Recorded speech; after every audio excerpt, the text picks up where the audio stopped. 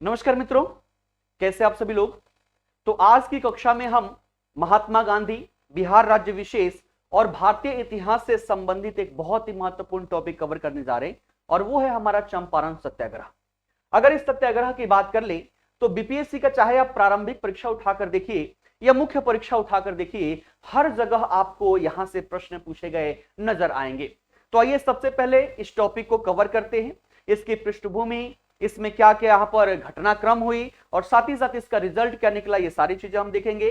और साथ ही साथ प्रारंभिक परीक्षा में क्या क्या प्रश्न पूछे गए हैं, मुख्य परीक्षा में क्या क्या प्रश्न पूछे गए हैं, इन सब पर भी हम चर्चा पर चर्चा करेंगे।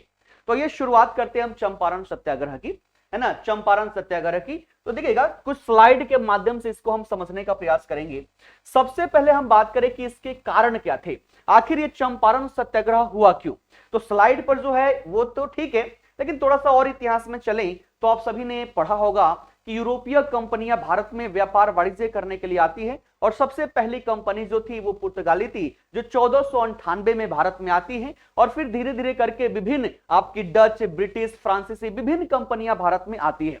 प्रारंभिक दौर में इनका मूल उद्देश्य था भारत के साथ व्यापार वाणिज्य करना, लेकिन 1757 के प्लासी का युद्ध और 1764 के बक्सर के युद्ध के माध्यम से ब्रिटिश कंपनी जो एक व्यापारिक कंपनी थी भारत में, इसकी शासन की स्थापना हो जाती है और स्थापना के पश्चात इसके द्वारा जो विभिन्न प्रकार की नीतियां लागू की गई, इससे कहीं ना कहीं भारत का हर एक वर्ग शोषित हुआ और इसके परिणाम स्वरूप विभिन्न प्रकार के आपको विद्रोह एवं आंदोलन देखने को मिलते हैं और इसमें से हमारा एक है चंपारण सत्याग्रह। तो आइए सीधे पॉइंट पर चलते हैं, चंपारण सत्याग्रह की हम बात करते हैं और सबसे पहले बात करें कि आखिरकार इसका कारण क्या रहा।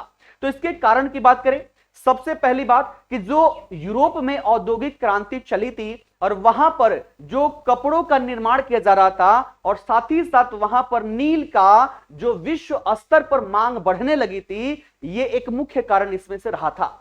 तो समय काल चल रहा था धीरे धीरे और जब वहां पर औद्योगिकरण चल रहा था, उसी समय काल में विश्व में नील की मांग बड़े स्तर पर बढ़ जाती है और साथ ही साथ ये नील मूल रूप से यूरोप के जो औद्योगिक घराने थे, इनके द्वारा सबसे ज्यादा इसकी मांग की गई।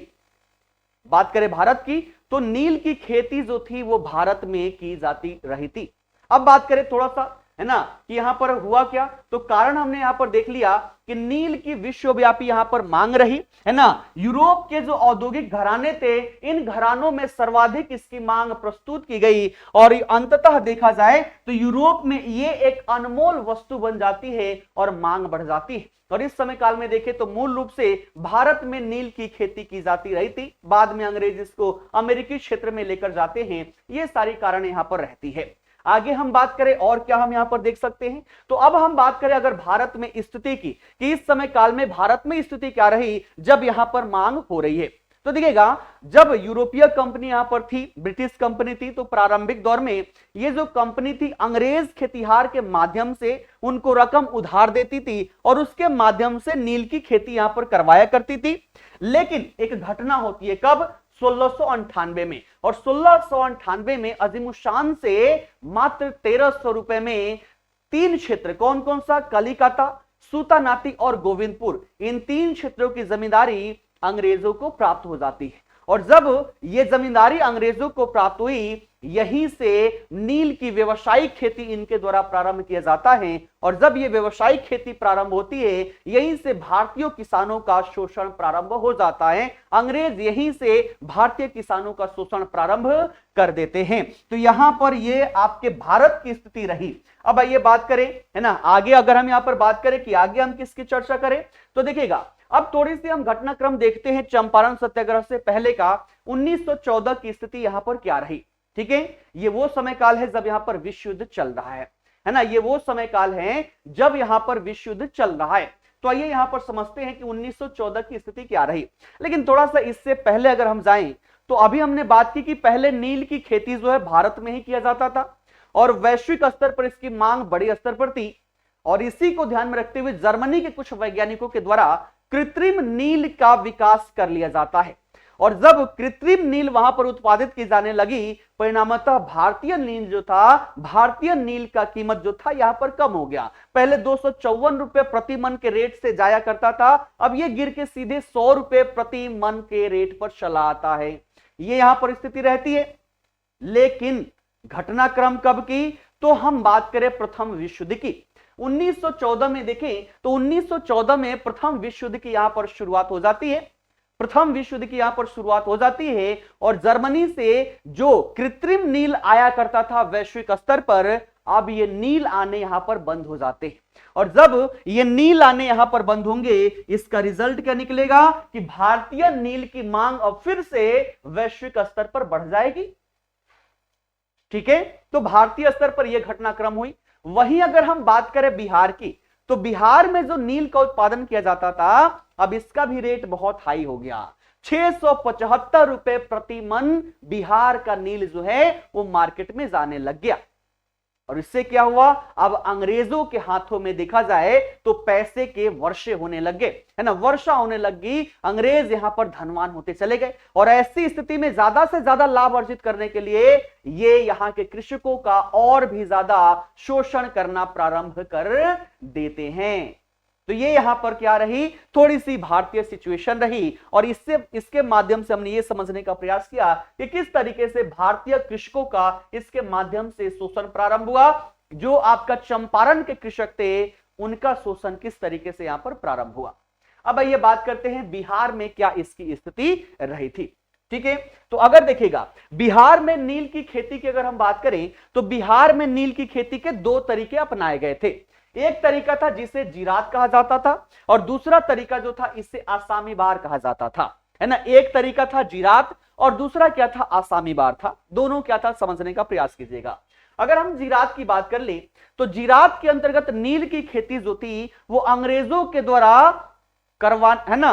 ऐसे समझिएगा कि अगर हम जीरात की बात कर ले तो इसके अंतर्गत नील की खेती के लिए अंग्रेज जो थे ये कृषकों को नियुक्त करते थे, उसको अपना हल बैल देते थे और उसके सहायता से उन कृषकों के माध्यम से ये नील यहां पर उगवाया करते थे। और इसमें जो कृषक कार्य करते थे उनको मजदूरी बहुत ही कम, नाम मात्र की मजदूरी यहां पर दी जाती थी। यह था जीरात वाला सिस्टम, ये समझ में आया। वही बात करें हम किसकी, तो अगली हम बात करें यहां पर आसामी बार की। तो आसामी बार में समझिएगा यहां पर सिस्टम क्या था। आसामी बार जो पद्धति थी इसके अंतर्गत कृषकों के द्वारा ही उनके खेत में नील का उत्पादन करवाया जाता था, है ना। और इसके अंतर्गत सबसे प्रचलित जो व्यवस्था थी इसी को 3 कठिया प्रणाली के नाम से जाना गया। तो सबसे ज्यादा प्रचलित प्रणाली जो थी इसे 3 कठिया प्रणाली कहा जाता था। 3 कठिया प्रणाली का मतलब क्या हुआ, तो अगर किसी भी कृषक के पास 20 कट्ठा अर्थात 1 बीघा भूमि है, 20 कट्ठा भूमि जो है, इस 20 कट्ठा में से 3 कट्ठा जो है इस भूमि में इसको नील की खेती उगानी पड़ती थी और इसके लिए वो एग्रीमेंट भी करवाते थे, है ना। तो एग्रीमेंट होता था कि कृषकों के पास जितनी भी भूमि है उसमें कम से कम 3 कट्ठे भूमि में इनको नील उत्पादित करना है और इसी को कहा गया था 3 कठिया प्रणाली। तो ये आसामी बार के अंतर्गत सबसे प्रचलित ये 3 कठिया प्रणाली थी और सबसे ज्यादा इसका जो प्रचलन था, ध्यान रखेगा, सबसे ज्यादा प्रचलन ये बिहार के चंपारण क्षेत्र में इसका प्रचलन था। ठीक है, यहां तक कहानी सबको अच्छे समझ में आ गई। अब देखिएगा ये जो प्रथा थी 3 कठिया प्रणाली, इसके तहत चूंकि वैश्विक स्तर पर क्या है, मूल्य यहां पर बढ़ चुका है ना, लेकिन उससे पहले भी बात करें तो अंग्रेज ज्यादा से ज्यादा लाभ अर्जित करने के लिए कृषकों का बड़े स्तर पर शोषण करते थे। और आसामी बार में क्या हो रहा है कि कृषक जो अपनी भूमि में ही नील की खेती उगा रहा है और उससे जो इनकम हो रही है वैश्विक मार्केट में जो उसका मूल्य है उसका बहुत ही कम मूल्य यहां पर कृषकों को दिया जा रहा है। और इससे जो नीलह थे, ये अंग्रेज नीलह, इनको ज्यादा फायदा होता था और भारतीय कृषक जो थे यहां पर जिनके द्वारा नील उत्पादन किया जाता था इनको सबसे ज्यादा नुकसान हुआ करता था। और देखा जाए इन नीलहों में तो सबसे खतरनाक नीलह जो था वो बेलवा कोठी का था, है ना। बेलवा कोठी का एसी एमन जो था, एसी एमन ये सर्वाधिक क्रूर प्रकार का ये यहां पर नीला था जिसके द्वारा कृषकों पर बड़े स्तर पर क्रूरता की जाती थी, मारा जाता था, पीटा जाता था और इसके द्वारा यहां पर नील का उत्पादन करवाया जाता था। इसकी बात करें, आपने राजकुमार शुक्ल का नाम सुना होगा, है ना, किसकी? राजकुमार शुक्ल की, है ना, राजकुमार शुक्ल की। देखा जाए तो यही इनको गांधी जी को यहां पर आमंत्रित करते हैं कि आइए और आकर चंपारण की स्थिति पर जायजा कीजिए, एक बार देखिए और उसका हल निकालिए। और ये राजकुमार शुक्ल जो हैं, ये किसके द्वारा? तो यही व्यक्ति था एसी एमन के द्वारा राजकुमार शुक्ल को क्या किया गया था? सताया गया था, शोषण किया गया था। वही के सतवरिया गांव के थे राजकुमार शुक्ल, और इनको एसी एमन के द्वारा सताया गया था, मजबूर किया गया था, मारा पीटा गया था, शोषित थे ये। अब यहां पर राजकुमार शुक्ल ने कहा कि भैया ऐसे काम नहीं चलेगा, और इसलिए इन्होंने क्या किया? अब आइए इनकी हम जानकारी यहां पर देते हैं कि आखिरकार यहां पर राजकुमार शुक्ल के द्वारा यहां पर पहल क्या की गई। तो सबसे पहले देखिएगा, सबसे पहली सिचुएशन क्या होती है कि दिक्कत परेशानी हो रही है, तो इस शिकायत को लेकर आप थाने में पहुंचिए। तो एमन के द्वारा जो शोषण किया जा रहा था, इस शोषण को लेकर सबसे पहले ये थाने पहुंचे। कहां पहुंचे? थाने पहुंचे। लेकिन थाने में जाकर जब इन्होंने एमन के खिलाफ शिकायत किया, रिजल्ट क्या हुआ कि उल्टा इनको ही गिरफ्तार करके इनको जेल में डाल दिया गया। ये बातें यहां पर हुई। तत्पश्चात देखा जाए तो ये विभिन्न क्षेत्रों में घूमते रहे, कोर्ट कचहरी के चक्कर लगाते रहे, विभिन्न वकीलों से बात किए, लेकिन इसका कोई भी फायदा यहां पर नहीं हुआ। और इन सबसे जब भी फायदा नहीं हुआ तो अंततः ये कहां पहुंचे? कानपुर पहुंचे। और कानपुर में ये गणेश शंकर विद्यार्थी जो थे, इनसे मिले। इनका एक समाचार पत्र था जिसका नाम था प्रताप। तो इनका समाचार पत्र था जिसका नाम क्या था? उसका नाम था प्रताप। और उन्होंने सारी कहानी कह डाली इस व्यक्ति से। किससे? तो गणेश शंकर विद्यार्थी से। और उसी कहानी के आधार पर देखा जाए तो 4 जनवरी 1915 को, कब? तो 4 जनवरी 1915, है ना, 4 जनवरी 1915 का जो यहां पर समाचार पत्र प्रकाशित किया गया, इसमें एक लेख को प्रकाशित किया गया। किस नाम से? तो चंपारण में अंधेरा। ठीक है, तो यही चंपारण की जितनी कहानी थी, इसी कहानी के अंतर्गत देखा जाए तो 4 जनवरी 1915 को ये जो समाचार पत्र था जिसका नाम क्या था? प्रताप, इसमें एक लेख प्रकाशित की गई और उस लेख का टाइटल क्या दिया गया? चंपारण में अंधेरा, ताकि लोगों तक इस मामले को पहुंचाया जा सके, देश विदेश, है ना, देश के विभिन्न क्षेत्रों में इसको पहुंचाया जा सके। लेकिन अंततः देखें तो इसका भी कोई भी प्रॉफिट यहां पर नहीं हुआ।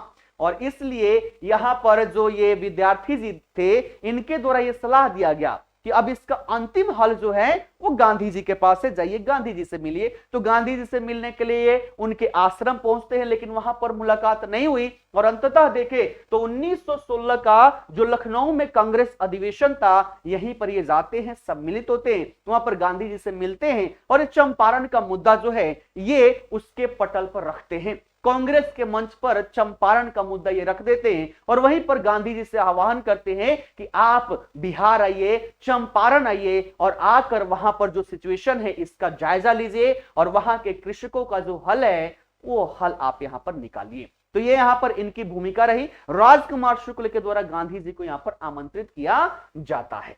ठीक है, आइए बढ़ते हैं। अब गांधी जी को जब आमंत्रित किया गया तो गांधी जी ने यहां पर क्या किया? ठीक है, आमंत्रण ने स्वीकार किया और स्वीकार करके ये अब बिहार आएंगे, स्वीकार करेंगे और ये बिहार आएंगे। और देखा जाए डेट याद रखेगा, 9 अप्रैल 1917, 9 अप्रैल 1917 को ये राजकुमार शुक्ल के साथ, है ना, राजकुमार शुक्ल के साथ गांधी जी जो है ये चंपारण के लिए रवाना हुए।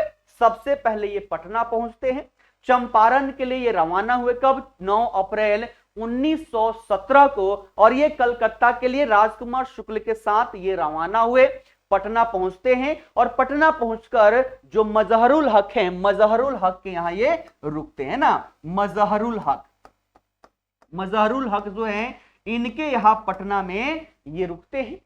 ठीक है, उसके पश्चात यहां से पहुंचेंगे कहां? यहां से पहुंचेंगे मुजफ्फरपुर। और मुजफ्फरपुर में जाएं तो वहां पर जेबी कृपलानी के द्वारा, मुजफ्फरपुर स्टेशन पर जेबी कृपलानी जो है याद रखेगा, मुजफ्फरपुर में ध्यान रखेगा, यहां पर कौन? तो जेबी कृपलानी, है ना, जेबी कृपलानी जो है इनके द्वारा गांधी जी के यहां पर स्वागत की जाती है। कहां पर? तो मुजफ्फरपुर में। और इसके आगे अब कहानी यहां पर बढ़ेगी। जब वहां के कृषकों को पता चला कि गांधी जी आए हुए हैं हमारे मुद्दे को लेकर, तो बड़ी संख्या में कृषक मुजफ्फरपुर पहुंचते हैं और उनसे अपने दिल के दुखड़े जो थे सारे दुखड़े उनको सुनाते हैं। तो सभी कृषक आते हैं, गांधी जी से बातचीत करते हैं, मुलाकात करते हैं और अपने शोषण की दास्तान इनको सुनाते हैं। गांधी जी को सुनकर बड़ा ही यहां पर बुरा लगा कि जो राजकुमार शुक्ल ने यहां पर बताया था वो सारी सिचुएशन बिल्कुल सही है और सारी कृषकों का मत यहां पर इनके द्वारा लिया गया। अब इन्होंने सोचा कि अब इसके लिए क्या किया जाए। तो सबसे पहले कानूनी तौर तरीके, और कानूनी तौर तरीके क्या थी, आइए इसको यहां पर समझने का प्रयास करते हैं। अब गांधी जी ने यहां पर क्या किया, गांधी जी का पहल यहां पर क्या रहा दिखेगा। सबसे पहले बात करें, है ना, सबसे पहले तो 11 अप्रैल, डेट याद रखिएगा, कब, तो 11 अप्रैल, ठीक है। क्योंकि बिहार राज्य विशेष है तो हमें यहां पर डेट भी याद रखना है। 11 अप्रैल को गांधी जी, जो नीलवर संघ का सचिव था, जिसका नाम क्या था, तो इसका नाम था जे.एम. विल्सन, इससे मुलाकात किए, है ना। सबसे पहले जो नीलवर संघ का सचिव था उस समय जे.एम. विल्सन, इससे मुलाकात किए। साथ ही साथ देखा जाए तो तिरहुत का जो कमिश्नर था जिसका नाम था एल.एफ. मर्शेड से ये मुलाकात किए और इस संदर्भ में इनके द्वारा बातचीत की गई, लेकिन इसका कोई फायदा नहीं हुआ।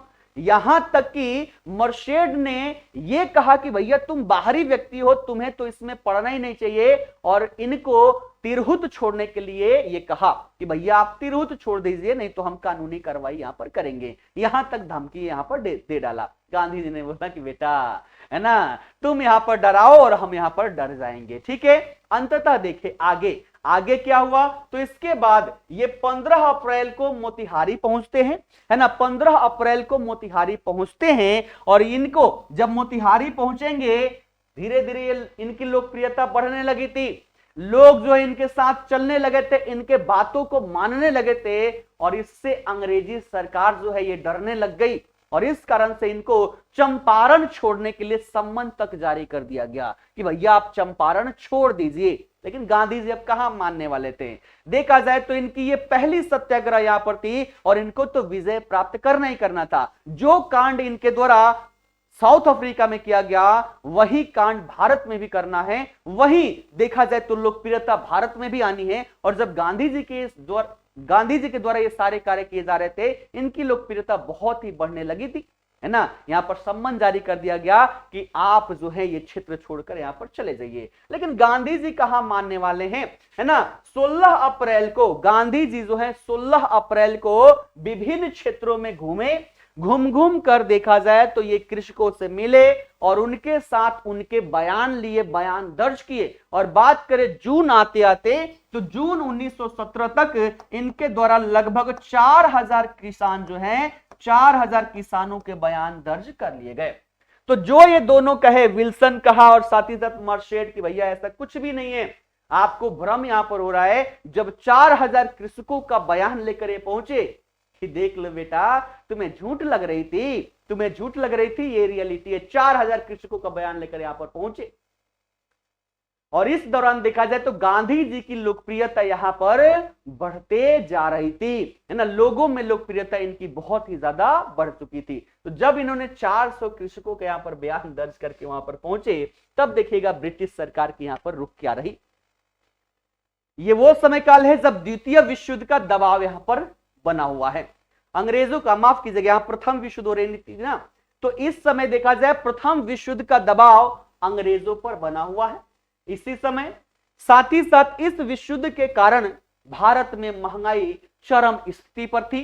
इस कारण से गरीब जो था और भी ज्यादा गरीब होते जा रहा था, और जो आम जीवन की वस्तुएं, दैनिक दिनचर्या हेतु जो यहां पर वस्तुएं हैं, इन वस्तुओं की प्राप्ति भी नहीं हो पा रही थी। जनता को जरूरी वस्तुएं भी यहां पर नहीं मिल पा रही थी, जिस कारण से जनता यहां पर बेहाल हो चुकी थी। जनता के मन में और भी ज्यादा यहां पर विद्रोह, और भी ज्यादा बगावत यहां पर बढ़ते जा रहा था। और ऐसी स्थिति में अब ब्रिटिश सरकार को लगा कि हमें ज्यादा तदड़ बदड़ नहीं करना चाहिए, नहीं तो अब हमारा काम यहां पर निपटा दिया जाएगा। और ऐसी स्थिति में अब ब्रिटिश सरकार ने सोचा कि चलो हम यहां पर समझौता कर लेते हैं। तो ब्रिटिश सरकार के द्वारा यहां पर समझौता किया गया, और समझौता किस लिए, किस तरीके से किया गया? तो सबसे पहले कही गई कि गांधी जी आपके द्वारा ये जो बयान दर्ज किए गए हैं हम इसकी सत्यता को जांचेंगे, और जांचने के लिए यहां पर एक कमेटी का गठन किया गया जिसे चंपारण एग्रेरियन कमेटी नाम दिया गया। तो अब यहां पर इस मामले की जांच के लिए एक कमेटी गठित कर दी गई जिसे नाम दिया गया चंपारण एग्रेरियन कमेटी। अब ये बात करते हैं यहां पर, अब इस कमेटी के द्वारा क्या क्या यहां पर किया गया, सबसे पहले इस कमेटी को यहां पर समझते हैं। तो चंपारण एग्रेरियन कमेटी जो है इसमें देखा जाए 6 सदस्य और 1 अध्यक्ष थे। अध्यक्ष किसको बनाया गया? तो अध्यक्ष यहां पर एफजी सलाई जो है ना, माचिस को अपने बिहार में सलाई कहते हैं, याद रखिएगा, कभी नहीं भूलिएगा। तो एफजी सलाई जो था इसको अध्यक्ष बनाया गया, और 6 लोग जो हैं 6 यहां पर क्या बनाए गए? सदस्य बनाए गए। इन सदस्यों में गांधी जी भी थे, Raja Hariprasad, Narayan Singh, DJ Reid, LC Adami और जी रैनी, ये 6 लोग जो है इसके क्या बने? सदस्य बने। और समिति जो है अब इस पर जांच पड़ताल करना प्रारंभ कर देती है, और जांच पड़ताल करने के पश्चात अंततः 4 अक्टूबर 1917 को यह अपना रिपोर्ट प्रस्तुत करती है, और इसी रिपोर्ट के आधार पर 4 मार्च 1918 को चंपारण अधिनियम है ना, चंपारण अधिनियम इसको यहां पर पारित किया जाता है। कब? तो 4 मार्च 1918 को। ये डेट भी आप सभी से पूछा जा सकता है, तो याद रखिएगा एग्रेरियन कमेटी के द्वारा रिपोर्ट का प्रस्तुत किया गया 4 अक्टूबर 1917 को, और इसके आधार पर 4 मार्च 1918 को चंपारण अधिनियम यहां पर बनाया गया। और इस अधिनियम का रिजल्ट क्या हुआ, तो आइए यहां पर देखते हैं। अब बात करें चंपारण अधिनियम की, तो सबसे पहली बात कि 4 मार्च 1918 को इसका निर्माण किया गया, और इसी अधिनियम के माध्यम से देखा जाए तो चंपारण में जो कई वर्षों से शोषण हो रहा था, 3 कठिया प्रणाली के माध्यम से इस 3 कठिया प्रणाली को समाप्त कर दिया जाता है। इसके साथ साथ जो विभिन्न प्रकार के यहां पर फालतू प्रकार के जो टैक्स यहां पर वसूले जा रहे थे, इन सभी अवैध प्रकार के कर जो थे, टैक्स जो थे, इन सभी टैक्स को यहां पर समाप्त कर दिया जाता है ना। इसके साथ साथ यहां पर बात करें तो लगान दर जो थी, है ना, लगान दर में भी कमी की जाती है। और अंततः देखें तो गांधी जी के द्वारा भारत में प्रारंभ किया गया पहला सत्याग्रह चंपारण सत्याग्रह, इसमें गांधी जी सफल रहते हैं। अंततः गांधी जी की यहां पर विजय हुई, और कृषकों का जो शोषण कई वर्षों से चलते आ रहे थे, इस शोषण की समाप्ति यहां पर हो जाती है। ये पूरी कहानी थी हमारी चंपारण सत्याग्रह की। बहुत ही कम शब्दों में आपको बेहतरीन तरीके से सारी चीजें समझाने का मैंने यहां पर प्रयास किया है। आशा करता हूं आप सभी को अच्छे से समझ में आई भी होगी। तो ये हमारा टॉपिक यहां पर कंप्लीट हुआ। अब देखिएगा, कोई भी टॉपिक हम पढ़ते हैं तो हमें अपने आप को परखना भी है कि क्या हमने जो पढ़ा, इसके पढ़ने से आयोग के द्वारा जो प्रश्न पूछे जा रहे हैं, क्या ये प्रश्न हम सॉल्व कर पा रहे हैं? अगर सॉल्व कर पा रहे हैं तो हम अच्छे से पढ़ रहे हैं, सॉल्व नहीं कर पा रहे हैं तो हमें और गहराई में जाने की आवश्यकता है। तो आइए थोड़ा सा प्रीवियस ईयर क्वेश्चन पेपर भी आप सभी को दिखा देता हूं कि क्या क्या यहां पर प्रश्न पूछे गए हैं। तो देखिएगा, सबसे पहला है ना, उससे पहले देख लीजिएगा गांधी जी के सहयोगी से भी प्रश्न पूछे गए हैं। तो यहां पर इस सत्याग्रह में अनुग्रह नारायण सिंह, महादेव देसाई, राजेंद्र प्रसाद, श्री कृष्ण सिंह, मौलाना मजहरुल हक, जेबी कृपलानी, वृज किशोर, नरसिंह पारेख और शंभुनाथ, ये जो लोग थे ये इस सत्याग्रह के दौरान गांधी जी के सहयोगी रहे थे, याद रखिएगा। अब ये बात करते हैं थोड़ा सा प्रीवियस ईयर क्वेश्चन पेपर की। तो सबसे पहले देखिएगा 64वीं बीपीएससी प्रारंभिक परीक्षा में केवल इसी टॉपिक से 3 क्वेश्चन पूछे गए हैं। आइए देखते हैं। सबसे पहला क्वेश्चन यहां पर पूछा गया है कि नील विद्रोह किसके बारे में था, और स्टेटमेंट दिया गया है कि रैयत नील की खेती नहीं करना चाह रहे थे पर जबरदस्ती करवाई जा रही थी इनसे। दूसरा है, रैयत नील की खेती करना चाह रहे थे पर उन्हें जबरदस्ती रोका जा रहा था। सीधे रखा है कि रैयत नील की खेती नहीं करना चाह रहे थे पर उनसे एक अमान्य मूल्य पर जबरदस्ती करवाई जा रही थी। डी है, नीले रंग के झंडे वाला एक विद्रोही आंदोलन, या फिर बीबीएससी का फेवरेट है ना, उपयुक्त में से कोई नहीं या उपयुक्त में से एक से अधिक। तो देखिएगा यहां पर ए और सी लगभग सेम है, लेकिन हमने यहां पर क्या देखा कि इनके द्वारा फ्री में तो नहीं करवाया जा रहा था, इसके लिए एक इनको मूल्य दिया जा रहा था, लेकिन वो अमान्य प्रकार का था, इतना कम था जितना कम होना नहीं चाहिए। अर्थात इसका सही उत्तर क्या हो जाएगा हमारा ऑप्शन सी, कि रैयत नील की खेती नहीं करना चाह रहे थे पर उनसे एक अमान्य मूल्य पर जबरदस्ती करवाई जा रही थी। ये आपका 64वीं में पूछा गया है। 64वीं में ही अगला प्रश्न पूछा गया है कि निम्न में से महात्मा गांधी का भारत में पहला सत्याग्रह कौन था? तो ये था 1917 में किया गया चंपारण सत्याग्रह। ये भी आपका 64वीं में ही पूछा गया है। 64वीं में एक और प्रश्न पूछा गया इससे कि चंपारण में गांधी जी को आमंत्रण किसने दिया? तो यहां पर अभी अभी तो हमने देखा राजकुमार शुक्ल, तो राजकुमार शुक्ल के द्वारा गांधी जी को चंपारण के लिए आमंत्रित किया गया कि आइए थोड़ा सा सिचुएशन पर आप नजर डालिए। तो ये प्रारंभिक परीक्षा में प्रश्न पूछे गए हैं। अब थोड़ा सा मुख्य परीक्षा में देख लें तो देखिएगा 64वीं में इससे प्रश्न पूछा गया कि चंपारण सत्याग्रह स्वाधीनता संघर्ष का एक निर्णायक मोड़ था, स्पष्ट कीजिए, है ना। तो ये सारी कहानी शॉर्ट में बताएंगे और यहां पर हम बताएंगे कि गांधी जी, है ना, चूंकि चंपारण सत्याग्रह जुड़ा किससे है? तो ये जुड़ा हुआ है गांधी जी से, है ना, गांधी जी से जुड़ा हुआ है। और गांधी जी का भारत में क्या था? तो भारत में पहला सत्याग्रह था ये। और पहला सत्याग्रह जब था तो इसमें जब ये विजयी हुए, इससे बड़े ही एक नेता के रूप में उभर जाते हैं और भारत का एक एक व्यक्ति, बच्चा, महिला, सभी लोग गांधी जी के फैन हो जाते हैं। और यहीं से अब इनके बातों को लोग आत्मसात करने लग जाते हैं। इसलिए गांधी जी से इसको रिलेट करके बताना है कि चंपारण सत्याग्रह जो था स्वाधीनता संघर्ष यानी कि स्वतंत्रता संग्राम का एक निर्णायक मोड़ था। किस तरीके से? तो अगर गांधी जी इसमें सफल नहीं होते तो शायद ये इतने लोकप्रिय नहीं होते, और नहीं होते तो फिर गांधी जी की जो भूमिका रहती है भारतीय राष्ट्रीय आंदोलन में, ये भूमिका यहां पर नहीं रह पाती। लेकिन गांधी जी यहां पर विजयी हुए और कहा जा सकता है कि यहां से क्या था? तो एक ये क्या था? स्वाधीनता संघर्ष का एक निर्णायक मोड़ था। इसको स्पष्ट कर देना इजिली तरीके से हम कर सकते हैं। फिर देखिएगा अगला प्रश्न पूछा गया 63वीं में कि बिहार में चंपारण सत्याग्रह के कारणों एवं परिणामों का वर्णन कीजिए। यह हमने चर्चा कर लिया। फिर 59वीं में यहां पर पूछा गया है कि किसान विद्रोह के लिए चंपारण सत्याग्रह के महत्व को स्पष्ट कीजिए। ये सारे प्रश्न थे जो यहां पर पूछे गए हैं। प्रारंभिक परीक्षा, मुख्य परीक्षा दोनों में ही पूछे गए हैं। और जब भी आप किसी भी टॉपिक को पढ़े तो उससे संबंधित कैसे कैसे प्रश्न पूछे गए हैं, वो हमसे सॉल्व हो रहे हैं या नहीं हो रहे हैं, इन सभी का तुलना करते हुए चलिए। क्योंकि तुलना नहीं करेंगे तो फिर हमें यह समझ में नहीं आएगा कि हम सही ढंग से तैयारी कर रहे हैं या फिर तैयारी नहीं कर रहे हैं। तो आशा करता हूं आप सभी को सेशन अच्छा लगा होगा। इसी के साथ सेशन को समाप्त करते हैं। आप सभी का बहुत बहुत धन्यवाद।